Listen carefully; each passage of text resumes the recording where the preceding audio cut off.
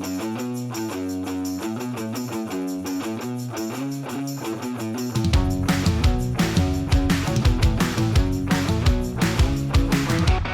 we're going to kick off on day one with the Supreme Novices Hurdle, and at the moment the favourite with Bet Hard is Al Dancer 11-4, Fakir Didare 4-1, Angel's Breath 7-1, Elixir de Nuts 8-1, 9-1 Classical Dream, and 11-1 Bar.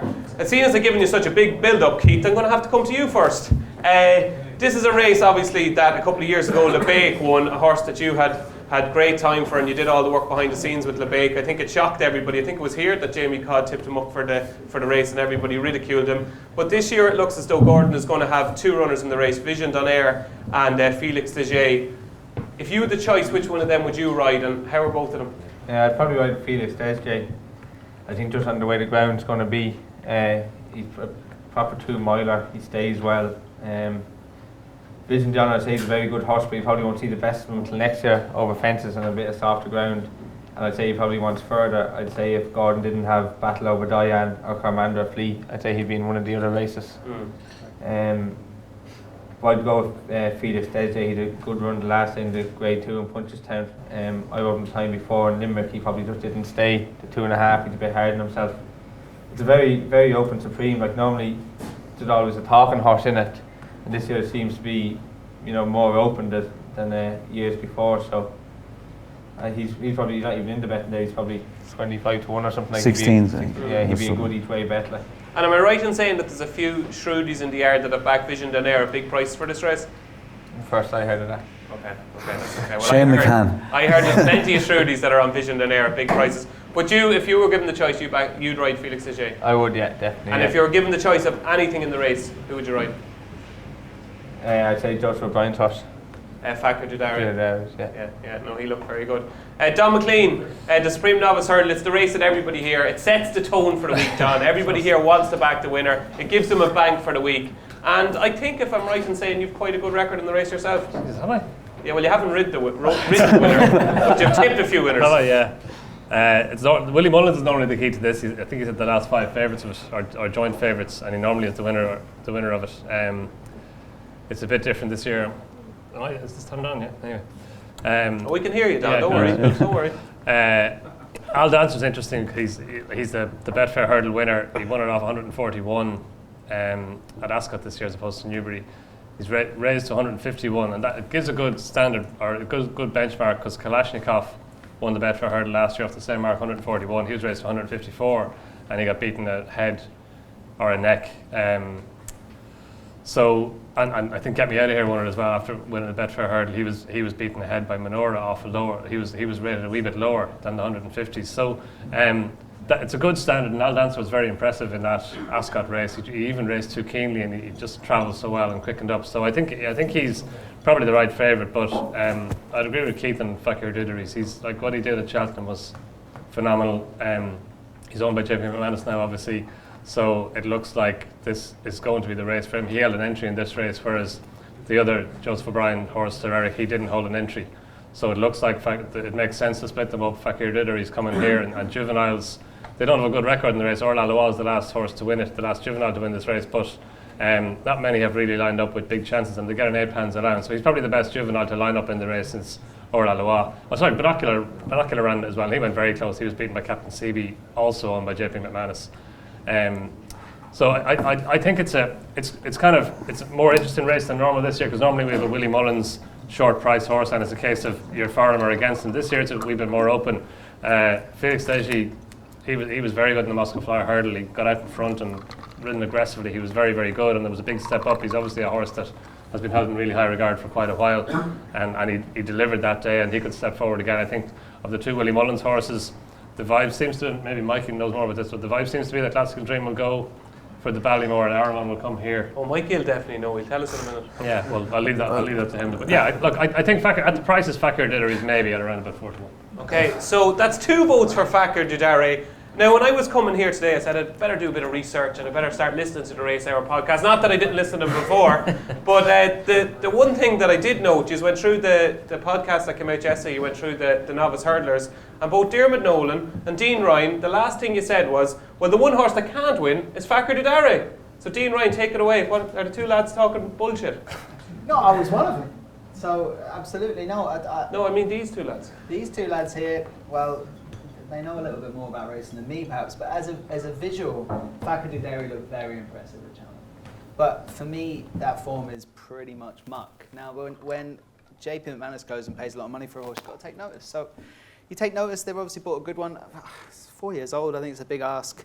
He's also 4-1, and I think the other horses in this race, likes of Angel's Breath, likes of Al Dancer, likes even of Elixir de Nuts, have done more. So I couldn't be backing them at 4-1. I take what the guys say on merit. They know what they're talking about. But for me, I'm a bit disappointed to hear what Keith said about Vision Donaire. I thought if there was any kind of giving the ground on day one, he'd have a very big chance. And you know they're going to water heavily because of the new regulations. So I'd imagine he'll go a little bit better than we might have seen him the last day. The horse for me in this race is Angel's Breath. And everything about the way Nicky Henderson talks about him, even the way Di Waters talks about him when they've also got Al Dancer. If you put any one of these horses in that Betfair hurdle, they would have won it off that mark. So I don't think he's done anything more than expected, albeit, what is he, 4 from 4, and he looks very good. He does. Angel's Breath, the price keeps coming in. I thought it was a massive overreaction to go 10s after his defeat to Southfield Stone. Everything about that ride was educational. Nico was just, let me teach him, let me put him in the right place. I think I can see Angel's Breath going off close to favourite for this race. Wow, really? That's what I think will happen.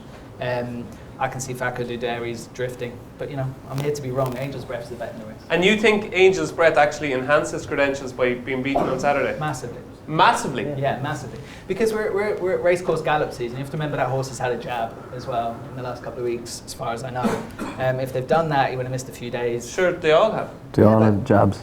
I just look at the horse, the way that he's inexperienced. The horse that beat him that day didn't. Southfield Stone's a Paul Nicholls horse. Yeah, yeah. And they do their jabs mid-season. So everything else in that race, perhaps, but Southfield Stone's gone and Southfield Stone's no mark either. Angel's Breath, I thought, was given an educational ride with all eyes on this. The fact that they're not skipping the Supreme tells you what to think of the horse as well. So if he turns up, I can see him going off closer to Fogarty Dairy's price right now. Wow, that's very interesting. And Diarmuid Nolan, who for this is his Cheltenham Preview Night debut. So give Diarmuid a round of applause. The first of many, Diarmuid, and I don't know if they're going to be clapping you after your first tip, because I think you're going to agree with Dean, are you? I am. There's two I've landed on here. So first of all, Angel's Breath. I back up everything Dean said. I mean, it's everything he did last time to me was just, Nico de Boimble was at pains to hold on to him the whole way around. Southfield Stone kicked, and he just kind of, I didn't think Nico was kind of too bothered to kind of catch him back till after the last. While Southfield Stone went through the last, he still gave him £5 that day to do that as well. Second ever run. That was Southfield Stone's 7th run in his career. I think you can just mark him up on that. Al Dancer, the favourite, first of all, I'm just not keen on him at all. I mean, 49 horses have come to the Supreme off the back of a handicap run, and all 49 have lost. Any horse just about. My 10 to yours was only just about big. Of course, but again, I think my 10 to yours might have been a better horse as well. Like, it's, you're coming off the back of I know, but you're coming off the back of a handicap. Any of these horses, in my opinion, would have done that off 141, as Dean said. But the other one that I think is overpriced off the back of what he's done this season is the other Nicky Henderson horse, Mr. Fisher. Now you're talking. I think, to be fair to him, he has gone to every party. He's won at every party. He beat Thomas Darby. He beat Rouge Viv that day at Kempton. The horse has continually improved, and I think it's just been the case that Nicky Henderson keeps talking about Angel's Breath in such a high note that Mr. Fisher is 12-1. You can easily make the argument that 12-1 about that horse is too big, really. Oh, I've tried. Don't worry, I've tried. Angel's Breath will be my main selection, but I think Mr. Fisher at 12-1 each way, considering what he's actually done this season. Okay, we have 2 votes for Angel's Breath, and we have 2 for Fogarty Dairy. Mikey Fogarty, can you make sense of this Supreme Novice Hurdle? First of all, Dave, thanks for the lovely introduction. No problem. Give me a bit of confidence. Yeah, you're confident. I haven't been around, so I'm not going to lie to you folks. I made a couple of calls on the way up the road. I rang David Mullins, a good pal of mine. I rang Cooper, and that's why you're here. I rated. I was riding out yesterday with Patrick, and David sometimes would always give me a little bit more. He'd sell it better anyhow. But in this race, I agree with Keith. I like Felix de Gizet, is it? Yeah. He was a high-profile bumper horse. He ran too keen. Gordon and Willie usually win it. I think Angel's Breath, I saw that race. I wouldn't have him at all. I thought he was stuffed. Good start, lads. In Kempton. You know, and I don't. And another thing I don't buy into is these jabs. I don't care about them really. I think they're just publicity sort of. I know the trainers say 2 or 3 days, but if you got a jab, 2 or 3 days to probably do a horse good. yeah, the 2 or 3 days, and Gordon Ellis would give you the world. Go to be like a you know, a holiday. So You'd be delighted with yourself if you got 2 or 3 really days off. was the same. It was like going to the races is like a day off in these places.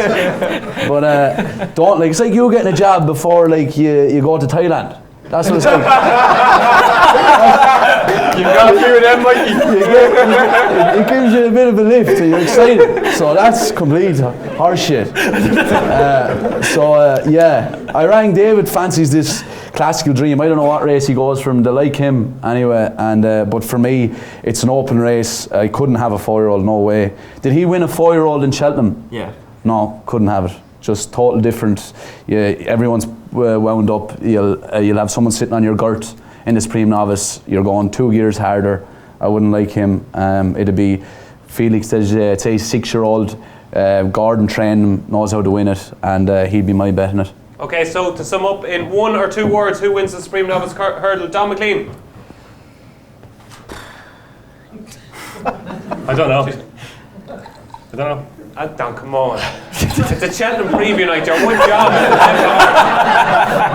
We can swap you with somebody from the crowd if you want. I doubt I'll have a bet in the race. If force, Fogarty did it. Well, we're forcing you, so it's Fogarty Diarmuid. Keith Donoghue. I think this is probably the most open one in years that there's not a standout horse like an Altior or a Min, but I'd go with Felix Desjardins. Lovely. Felix Desjardins. Mikey Fogarty. Same as Keith, yeah.